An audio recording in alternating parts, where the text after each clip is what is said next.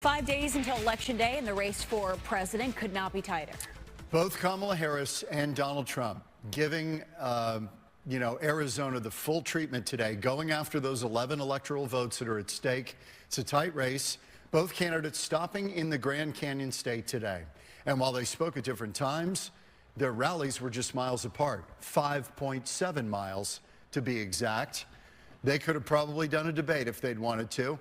The Harris campaign at Talking Stick Resort Amphitheater in Phoenix, while the Trump campaign at Desert Diamond Arena in Glendale, both facilities with a capacity of 20,000. Nicole Christine begins our coverage this afternoon live from the Harris rally. Well, good afternoon, John and Christina. As you mentioned, just 5 days left until polls close in this election. And today's rally served as a chance for Vice President Kamala Harris to give what are kind of her closing remarks on her campaign. This likely her last trip to the Grand Canyon State before Election Day. Many of the attendees that we spoke with today say they're still really energized about this election, even as much of the country is feeling election fatigue or anxiety.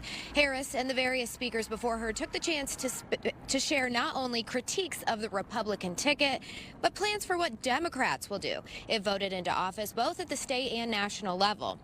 One of the policies mentioned the most by attendees, speakers, and Harris herself was the right for women to make their own choices for their reproductive health. I am here to support my daughter's future. I have 4 daughters and 1 son, and I am here for my children and their future. One does not have to abandon their faith or deeply held beliefs to agree the government shouldn't be telling her what to do. Now, next up, Harris is traveling to Nevada for campaign stops in Reno and Las Vegas. Coming up at 6 o'clock, we're going to hear from Harris as to why she says that the country cannot afford a President Trump second presidency when it comes to the economy. So tune in for that. Reporting live in West Phoenix, Nicole Christine, Fox 10 News. Nicole, thanks. So with former President Trump in the Valley today, that could be his last visit to Arizona before Election Day. Tonight, he'll be a guest speaker on the Tucker Carlson live tour in Glendale. And Fox 10's Lindsay Regas joins us live from there at Desert Diamond Arena with the details. Lindsay?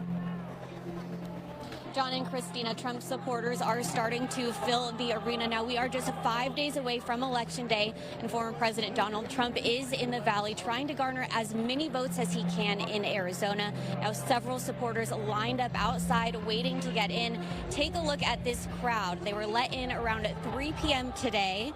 Now, this was at the Desert Diamond Arena for the Tucker Carlson live tour. Supporters are decked out in red Make America Great Again hats and other Trump apparel. The former president has campaigned in Arizona several times in the past few months. Today marks his 3rd trip to the state in the month of October. He held a rally in Prescott Valley on October 13th and another rally at ASU on October 24th.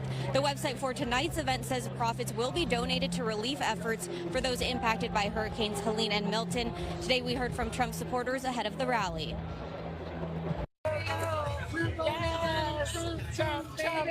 He went in 2016, October 29, 2016, downtown Phoenix at the convention center before he became president. And he was awesome then, he's awesome now, and I want to see him again in person, this time as a former president and future president. He's awesome. It's quiet now, but I have a feeling that won't be the case later today. The event starts at 6 o'clock, and Donald Trump is supposed to take the stage around 7:45. Reporting live, Lindsay Regas, Fox 10 News. All right, thanks, Lindsay. Donald Trump's running mate, J.D. Vance, will be back in the Valley this weekend. He'll be holding a rally at Dillon Precision in Scottsdale on Saturday. The doors open at 11:30, and then he'll speak at 1:30. This will be Vance's 5th visit to Arizona since being named the GOP vice presidential nominee. And be sure to make Fox 10 your home on Election Day. We'll have live coverage all afternoon before the polls close. And then beginning at 8 p.m., we'll be carrying live the election results as they come in, both on Fox 10 and Fox 10 Extra. A Fox 10 exclusive tonight. We hear from a family member of a woman who was murdered, allegedly by her own son. Her body was found yesterday morning in a field in Santan Valley. The investigation included a fake kidnapping call made by her son, according to authorities. Fox 10's Brian Webb is live tonight with more. Brian. Well, the family's still trying to come to grips with this, an almost unheard of crime, losing one family member allegedly at the hands of another. She was such an incredible human being. And Rebecca Hatch was the niece of Mary Collier until yesterday. The 38-year-old's body was found by a jogger Wednesday morning in a Santan Valley field. Investigators believe Mary's 18-year-old son killed her. I didn't believe it at first. I thought it must be some kind of prank, some kind of sick Halloween joke. But tragically, it turned out to be true. Rebecca says her aunt was the caretaker of the family, putting everyone else's needs above hers and relying on her faith to make it happen. Mary was a Mormon in the strongest sense of the word. She was so passionate about her faith. She was so devoted to it. And she touched the people around her and she inspired them with the way that she was selfless. The big question is why. Rebecca says her family cannot begin to understand, especially since the mother and son always seemed so close. That of all the people in this family, Mary was the one he loved the most. She was the one he respected the most. This is just, it's inexplicable. It is completely incomprehensible, and it comes completely out of nowhere.